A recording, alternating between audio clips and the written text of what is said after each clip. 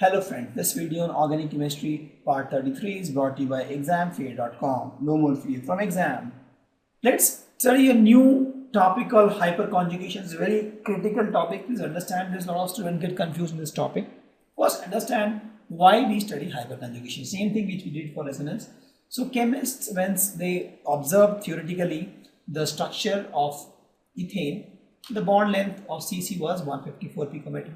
For ethene, the bond length is 134 picometer. This is all like theoretical based on the past experiments. And for propene, the expected length was that this carbon 1 and carbon 2 is 134 and carbon 2 and carbon 3 is 154. Why? Because carbon 1 and 2 is double bond, so it is expected to have 134 picometer bond length, and carbon 2 and carbon 3 is expected to have single bond, that means 154 picometer bond. But to the surprise, when they saw these ethane, and propene in the magnifying instrument, ethane was perfectly fine. As expected, it was 154 picometer, the carbon-carbon bond length. Ethene was also perfectly fine. The bond length was 134 picometer. But for propene, there was an issue. The expected bond length of carbon 2 and carbon 3 was 154 picometer, but it came out to be 149 picometer. It came out to be less. Right? Now the scientists were amazed why this bond length is less. Even this length was not same. This was a little more actually, a little more. Right? So this was, I don't remember, maybe 140 picometer. It was a little more, it was a little less. Scientists were amazed why this length is different, why there is a discrepancy. To explain that, they came up with the concept of hyperconjugation. So let's study hyperconjugation. So what is hyperconjugation? So here delocalization of sigma electron takes place to the overlap of sigma and pi orbital.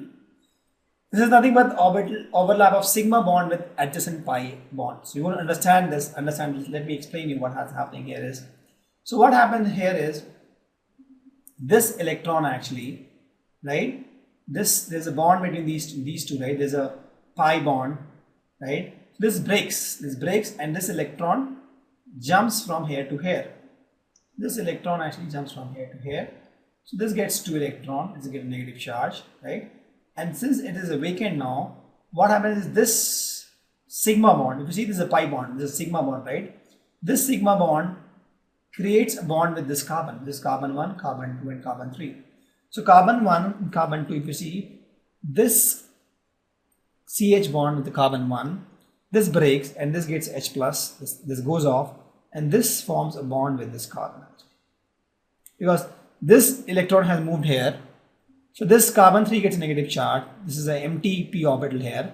So empty p orbital here with a positive charge, and this guy, this carbon with 2 electrons, they are attracted toward this carbon C2 and they form a bond here, double bond. So with this you get a H plus here, and here you get C minus. But this is resonance. It doesn't happen in presence of any nucleophile or something. It is a permanent thing. It happens, right? So, and this gives stability to the system. It's more kind of resonance only because here also the charge is delocalized, right? And that's why it's called no bond resonance.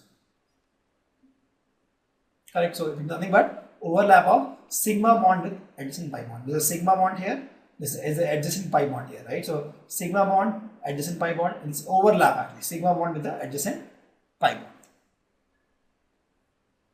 Correct? And the condition of hyperconjugation is there has to be R group attached to a carbon.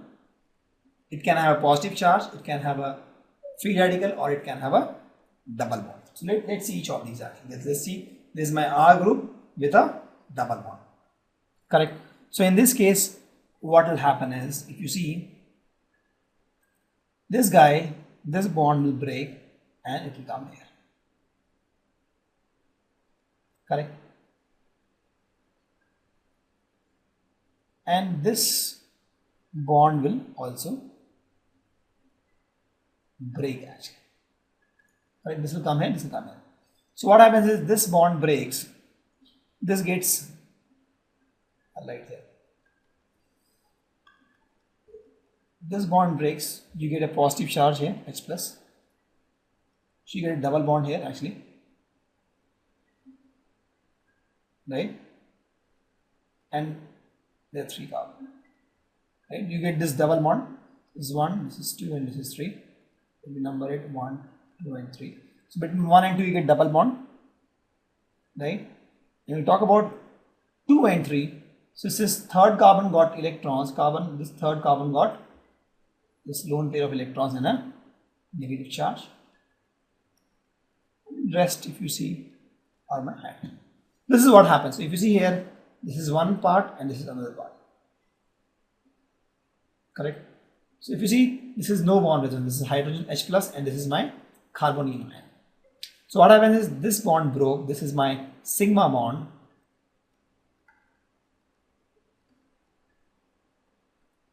Right?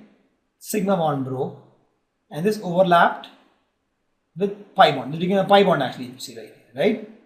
So this is one example of resonance. Correct? So if you want to see what happened here is, so this C will have a p orbital if you see, right? So this is sp3 hybridized actually. So this is one sp3 orbital here. This is sp2 hybridized. They'll have one p orbital here in this shape. This will also have one p orbital. Correct? Now this will have one electron. This will have one electron. This will have one electron in the normal scenario. And one hydrogen will be attached to this guy actually, if you see here. And these two p orbital actually they'll form a pi bond. This is the structure actually of this propene. Now what happens is, if you see in hyperconjugation, this particular electron of the carbon 1 moves. Let me draw in different color. So this particular electron moves. I'll draw in blue. So this one in the blue moves here.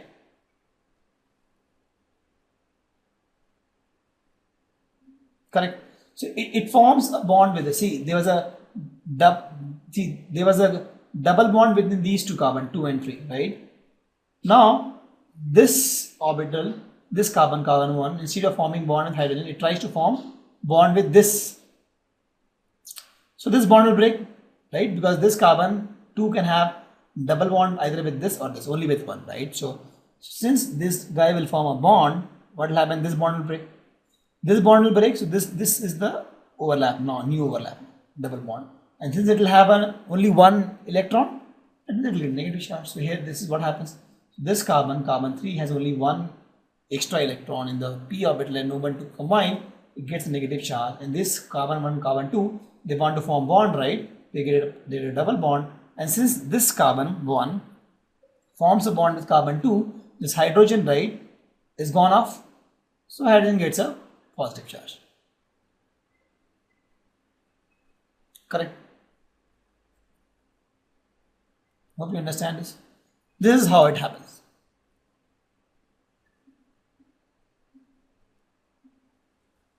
Actually, if you see both the electrons, because hydrogen didn't get any electron, this was a heterolytic cleavage.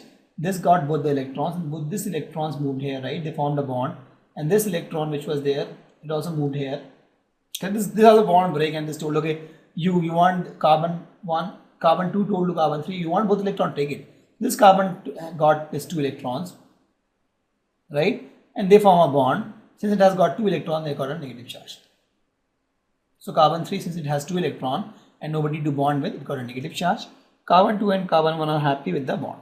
So they got a double bond. This is how it happens experimentally, and they want to explain this, and they gave this word called hyperconjugation. So here the same concept as I told, this hydrogen and carbon was in a bond. Hydrogen broke away, this carbon got both the electrons, if you see, and both these electrons, they form bond with this carbon, right? So this electron which is extra, it also moved here, not required, because already carbon is in bond with this, carbon 1 is in bond with carbon 2, it moved here. This carbon 3 got 2 electrons with no one to pair with, right? So it got a negative charge. Hope you understand.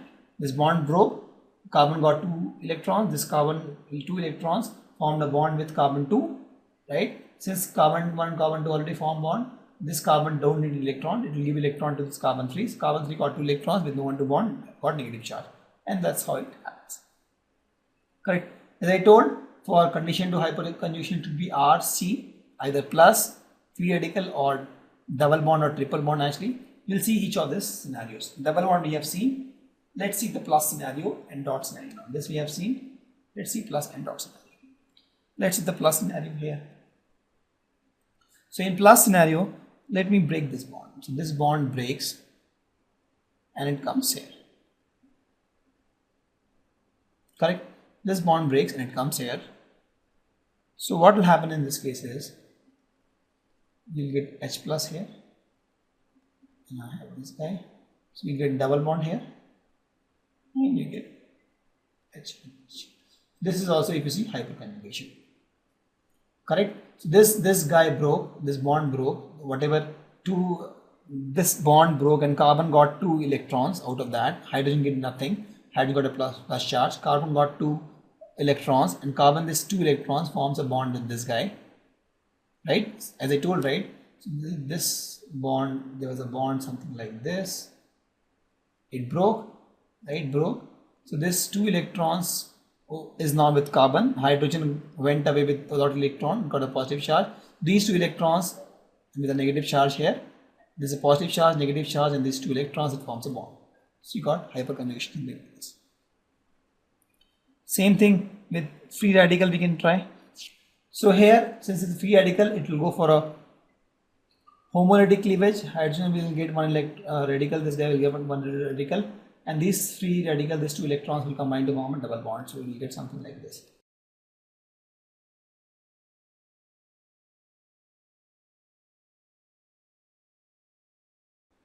Correct? This is what we'll get.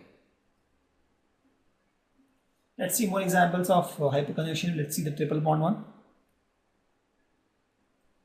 So here also same thing will happen. This hydrogen will break, it will come here, and since this will come here, it will get one bond. This can't take 5 bonds, right? So this bond will break. Correct? So let's see this. This will become H plus. This will form a double bond here. This bond will also break, triple bond will break, and this will get a minus charge here. This is the hyperconjugation structure. Let's take for this. Here also, let me break one of the hydrogen. Let me break this hydrogen. It will go somewhere here. This can't take so many electrons. This bond will also break, something like this. So you'll get something like this structure.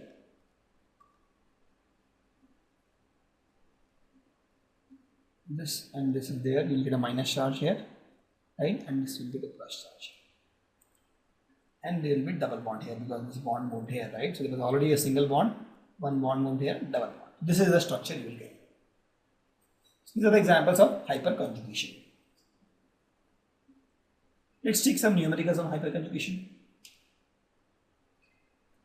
The question is pretty easy actually. The question is why alkyl group act as electron donor when they attach to a pi system. For example, I have CH3 alkyl group. When they attach to a pi system, let's suppose I have triple bond CH. This is a pi system and I am alkyl group attached to it. In this case, my alkyl group acts as electron donor. The question is why. So if you see, this carbon is sp hybridized. Correct? And this carbon is sp3 hybridized. So in this case, percent S character is what? 25% S character. In this case, it is 50% S character. I told the one with more S character is more electronegative. So this guy is more electronegative carbon. Since it is more electronegative carbon, this will pull electron from this methyl group. So the methyl group will act as electron donating. Correct. Let's take some more. Thank you. Visit examfear.com to watch free educational videos, try free online tests, get the best quality study materials, study from the best tutors and mentors, and much more. Thanks once again.